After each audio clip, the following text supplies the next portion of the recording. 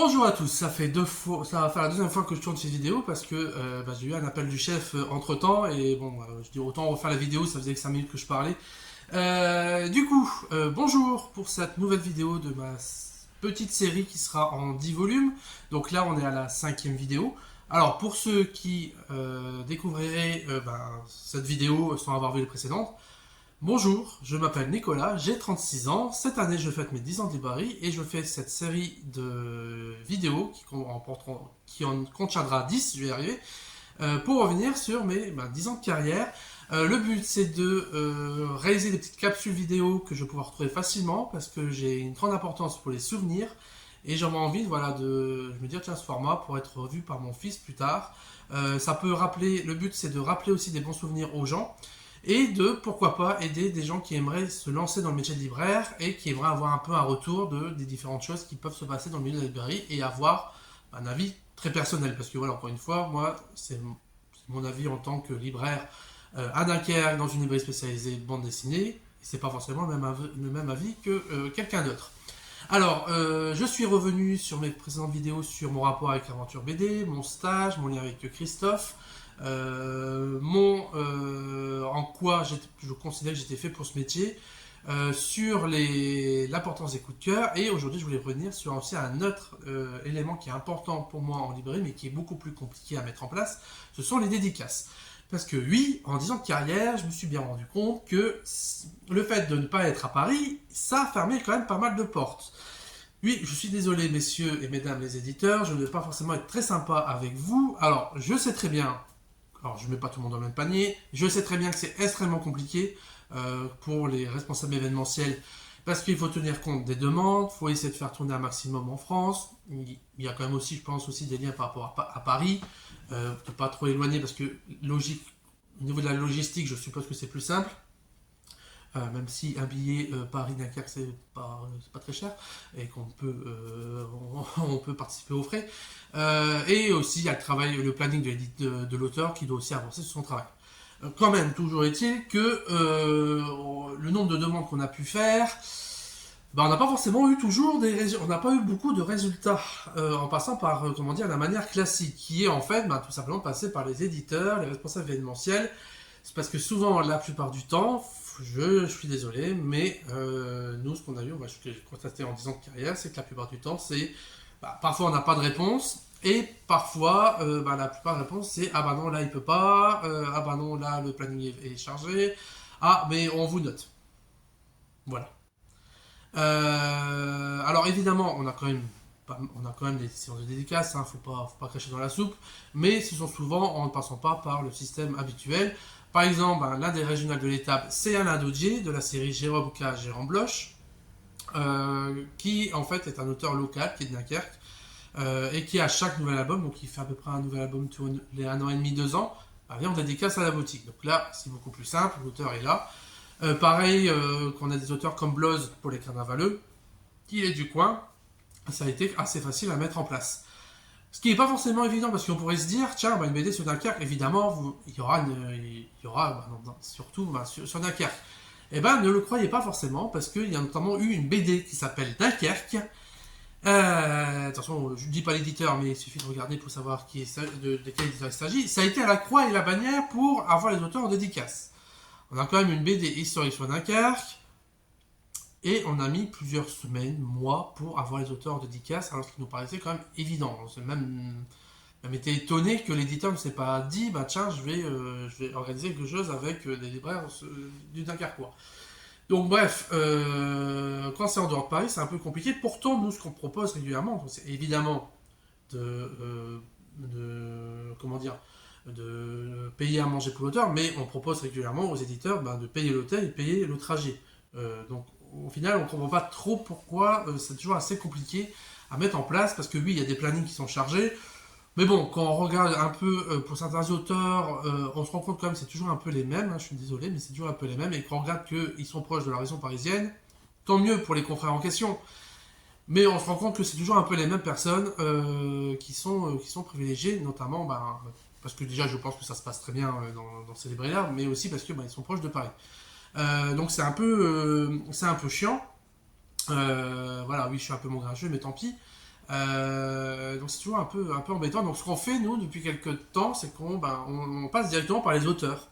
Donc en passant par les réseaux, etc. Alors évidemment, on a quand même beaucoup d'auteurs qui nous disent il faut quand même passer par tel responsable événementiel, mais on remarque parfois que ça peut aider le fait d'avoir déjà eu un premier contact avec l'auteur. Alors c'est pas garanti du tout, loin de là, mais bon, ça peut permettre d'avoir des dédicaces.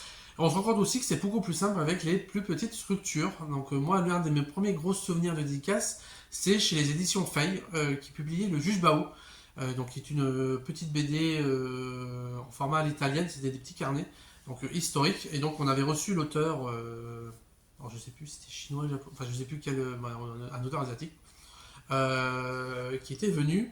Donc on avait eu un traducteur avec un professeur, je crois, du lycée, Jean Bart. Et en fait, un homme hyper gentil, très cultivé. Alors la seule crainte qu'on a eue, c'est on était content d'avoir l'auteur des casques, mais on s'est dit, bon voilà, c'est une petite structure. Certes, on avait pas mal vendu le bouquin parce qu'on l'adorait, mais est-ce que ça allait marcher? Et en fait, après le repas, il y avait un monde incroyable en attendant, qui était à la porte de l'ancien Aventure BD pour attendre la dédicace. Alors, au niveau du déroulement des dédicaces, auparavant, ce qu'on faisait, c'est que voilà, on disait, voilà, tel auteur, tel jour, de 14h à 18h, et les gens venaient. Le problème, c'est que souvent, ça crée des accroupements, je vais y arriver. Beaucoup de monde d'un coup, le problème, c'est que du coup, ça peut effrayer des gens qui ne voudraient venir que pour acheter. Ils se disent, il y a trop de monde. Et pour ceux qui attendent, parfois ils peuvent attendre 1 heure, 2 heures, 3 heures avant de passer. Donc en fait, depuis quelques temps, ce qu'on fait, c'est qu'on crée des créneaux horaires, c'est-à-dire qu'on contacte l'éditeur, voire l'auteur, on demande, voilà à peu près combien de personnes il peut faire passer en 1 heure. 3, 4, 5 personnes, et à partir de là, du coup, on crée donc, des créneaux par heure, donc 3 à 5 créneaux en moyenne. Ce qui permet au moins que quand vous inscrivez en dédicace et que vous avez le créneau 15h, 16h, vous savez que la dédicace qui commence à 14h, ça ne sert à rien de venir à 14h. Autant venir à partir de 15h. Évidemment, parfois, ça dépasse parce que l'auteur discute, les clients posent des questions sur le travail de l'auteur. C'est justement l'un des gros intérêts d'une dédicace, c'est de pouvoir pour l'auteur de rencontrer son public, et pour le lecteur, va falloir d'en apprendre davantage sur le travail de l'artiste. Donc c'est ça qui est cool. Donc parfois ça dépasse, mais bon voilà. Alors j'ai pas mal de bons souvenirs moi, les séances avec Alain Doudier, le Juge Bao, le Carnaval, c'était assez sympa aussi. Alors moi je me souviens aussi d'une dédicace, là pareil on avait changé de manière de faire, c'est qu'on avait contacté Monsieur Tan, voilà, j'ai présent toi aussi, donc Antoine Doll, si je ne me trompe pas, directement via ses réseaux, pour la vente dédicace. Alors il nous avait dit que voilà, je suis hyper chargé, mais je peux venir de telle heure à telle heure, mais je peux pas faire plus. Après, je dois partir. Mais voilà, il a voulu venir.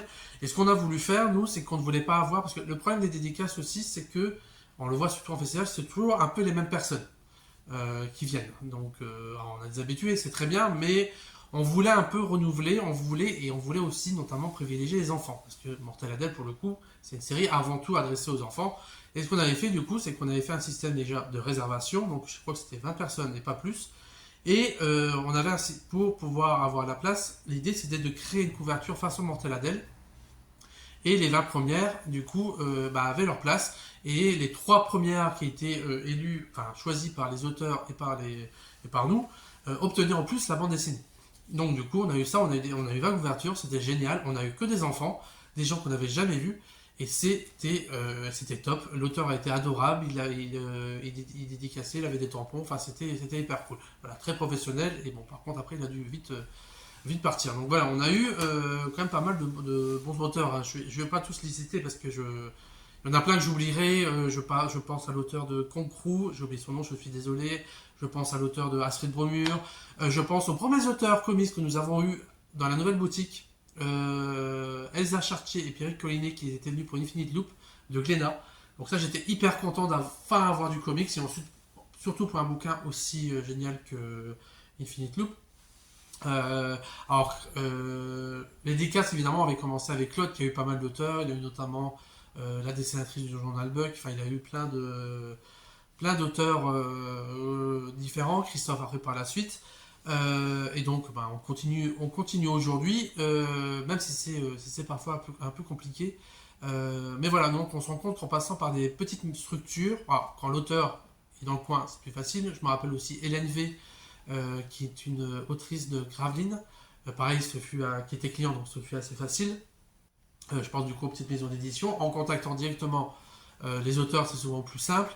Là, par exemple, je suis à fond dans la bande dessinée Bird King. Directement, on a contacté les humains associés qui ont vu nos posts, etc., qui espèrent pouvoir. Les humains associés, c'est pas un tout petit éditeur, mais c'est pas non plus Dargaud, Dupuis, Lombard, etc. Et ils ont vraiment, ils se disent vraiment si on peut faire venir l'auteur, on va vraiment vous inclure dedans. Surtout qu'en plus, Dunkerque, hein, l'auteur habite Londres, enfin en Angleterre en tout cas, je sais plus si c'est Londres. Donc Angleterre, Dunkerque, c'est pas très loin. Donc j'espère avoir comme mon dédicace. Moi, il y a plein d'auteurs que j'aurais aimé avoir. Je pense notamment à Don Rosa, que j'ai pas encore essayé de contacter. Je sais qu'il se passe encore en France. Donc c'est l'auteur de la jeunesse de Picsou. Alors je sais pas si un jour j'oserais le contacter, parce qu'il se fait quand même, commence à avoir de l'âge, ce monsieur. Mais j'adorerais l'avoir. Évidemment, j'essaie de contacter Benjamin Rainer du Grand Méchant Renard en passant par l'éditeur, parce que j'ai pas trouvé son contact. Mais malheureusement, elle m'a dit qu'il se déplaçait plus pour le Grand Méchant Renard. Forcément, un bouquin de 2015, je peux comprendre. Et moi, il y a évidemment le dessinateur de Picobog, que je contacte depuis 10 ans. On a des petits échanges à chaque fois que l'album sort, soit un nouvel album sort. Une personne adorable. Et j'en dis pas plus. J'espère que les 10 ans briseront enfin ces demandes chaque année. Voilà, on verra bien. J'en dis pas plus. J'espère, je croise les doigts pour qu'on ait enfin l'auteur en dédicace. Parce que voilà, ça serait un truc incroyable, notamment pour les 10 ans. Et en plus, ça sonne, c'est magnifique. Je vais revenir sur un truc que Christophe avait mis en place.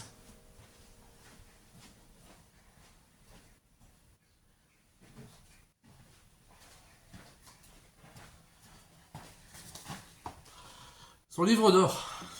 Parce que ça, je n'avais pas pensé à le prendre au départ. En fait, ce sont tous les auteurs qui sont venus en dédicace depuis qu'il a repris,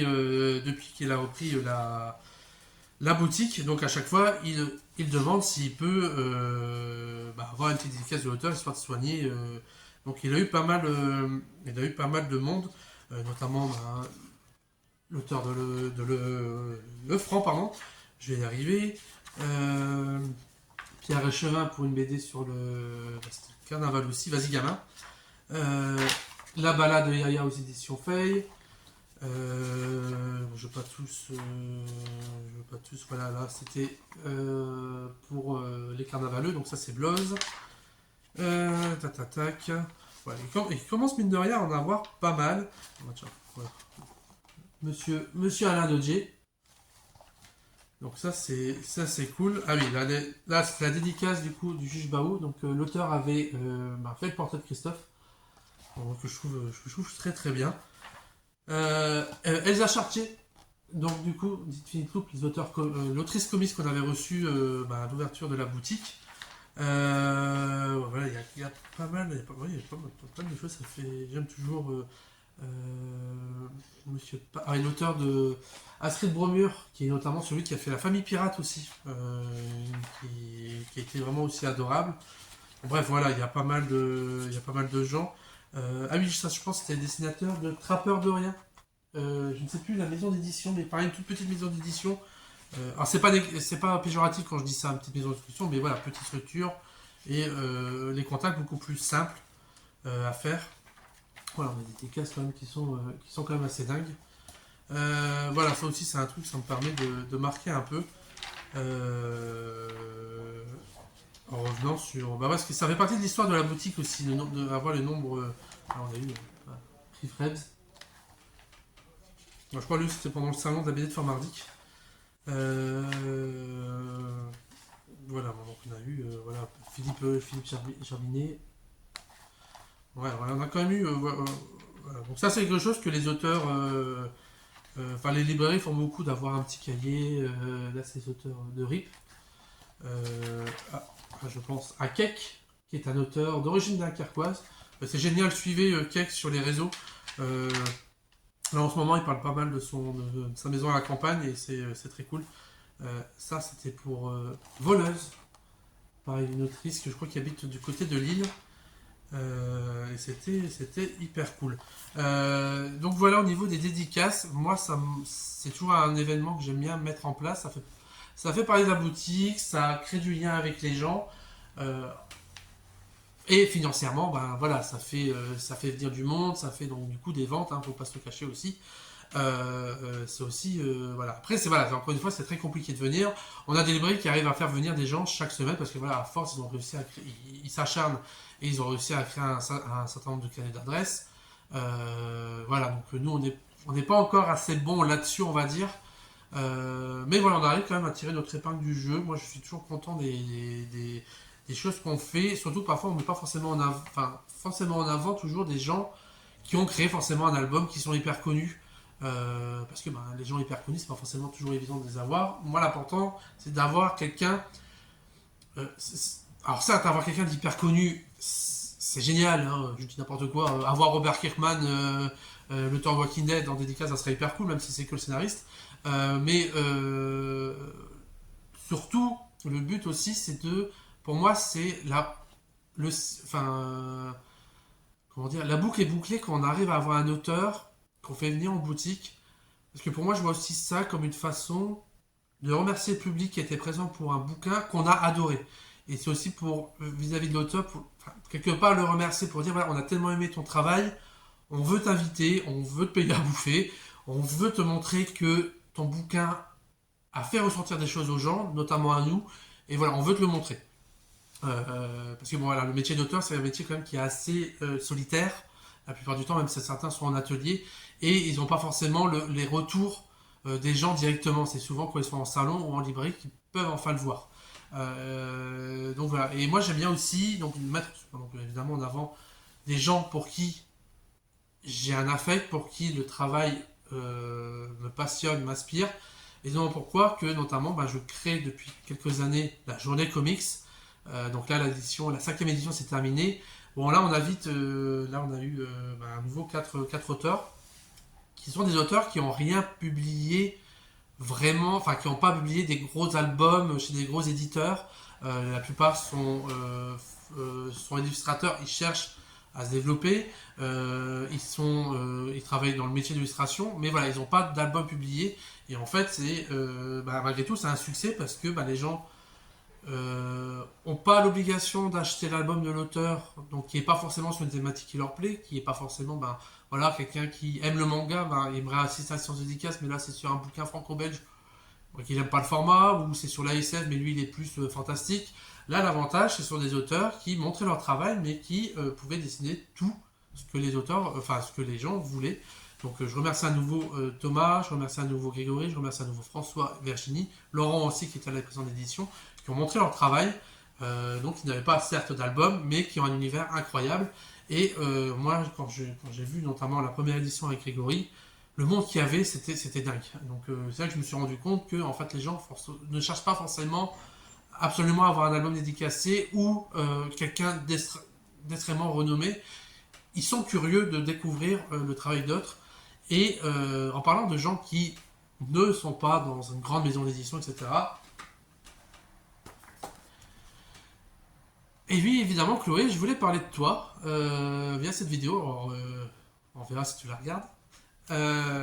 Parce que oui, tu fais partie des auteurs, autrices qui ont marqué l'histoire de cette librairie. Alors, Chloé, pour ceux qui ne savent pas, elle fait partie de l'équipe depuis quelques temps.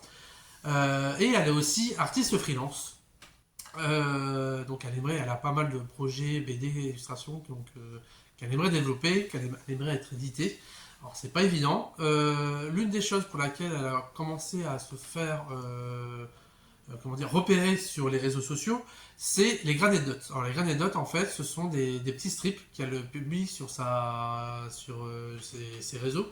The Kelox et non pas The Kelox. Sur des anecdotes qu'elle a vécues liées à la grossophobie. Parce que oui, il y a des connards et des connasses qui aime bien juger l'apparence des gens, et Chloé en a été victime, et en est encore victime aujourd'hui. Et en fait, du coup, ça transforme ces mauvaises expériences en force en les mettant en image pour pouvoir dénoncer tout ça et aider des gens.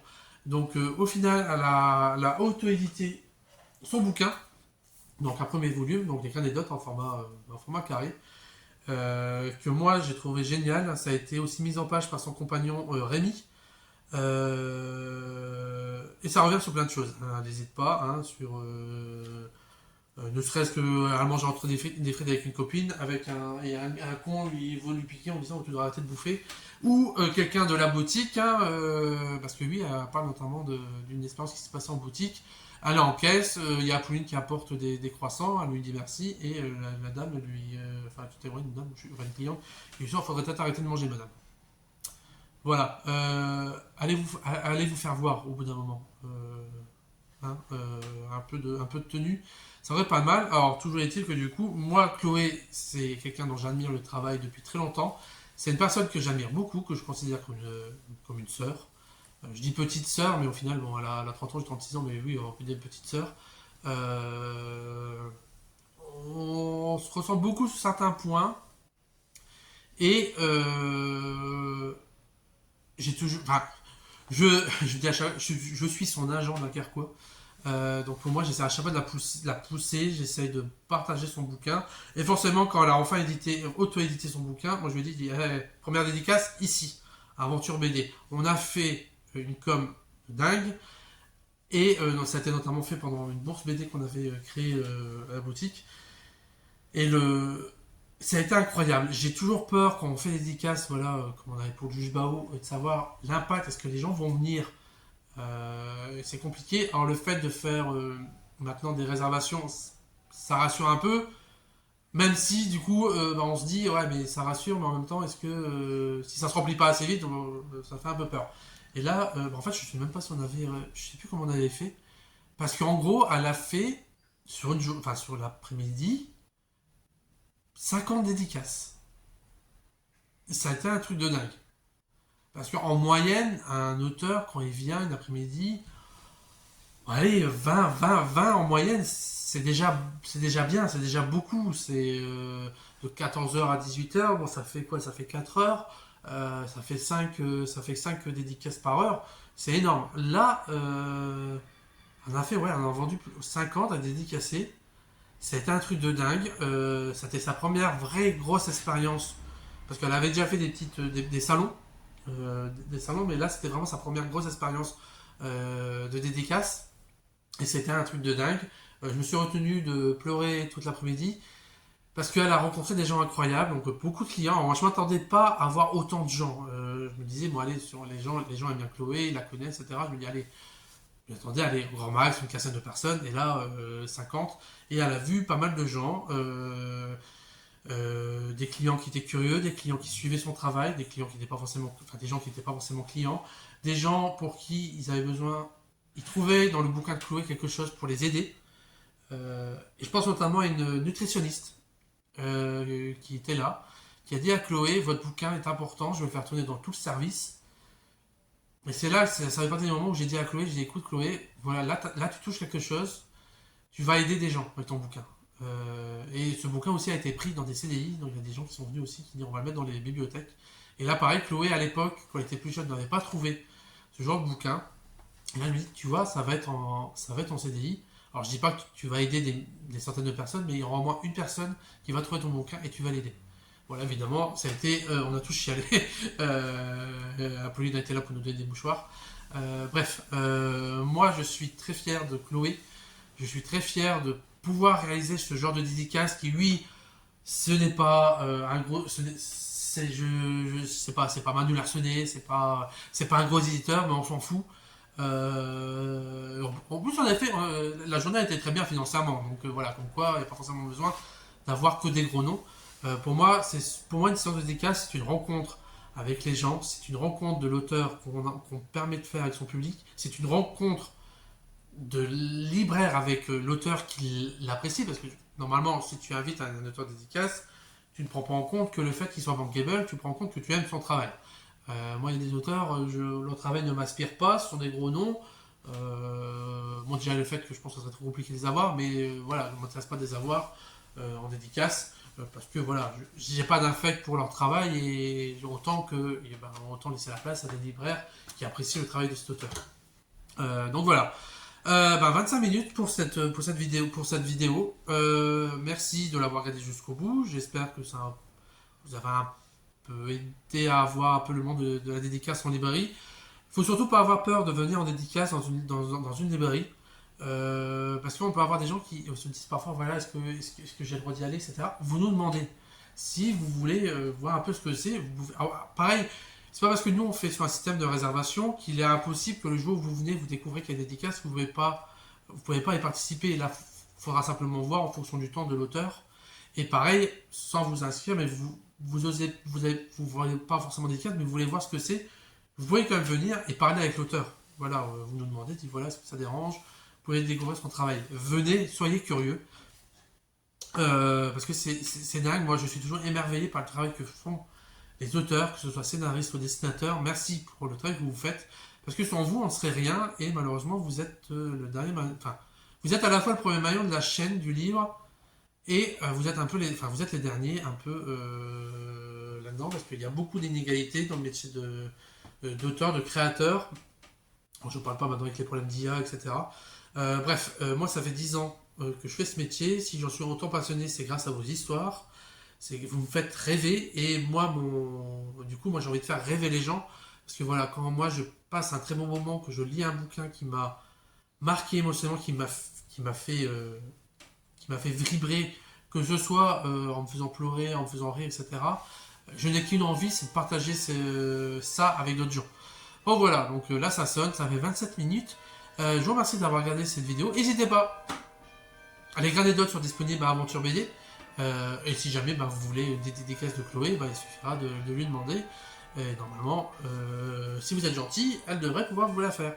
Voilà Chloé, tu me donneras le chèque, hein, les cookies, hein, le repas à Flunch, on y croit toujours. Je vous dis à bientôt donc voilà, maintenant il reste 5 vidéos. Et je me dis, je suis déjà à la moitié, ça fait bizarre. J'ai un peu l'impression du coup d'être à la moitié, de revenir sur la moitié de ma vie de librairie. Et encore, il y a tellement de choses à parler. Mais voilà, j'ai essayé de faire des choses un peu, voilà, de cadrer un peu les choses. Voilà. Je vous dis à la prochaine. Et en attendant, ayez de bonnes lectures. Hein, éclatez-vous, hein, soyez curieux. Bisous!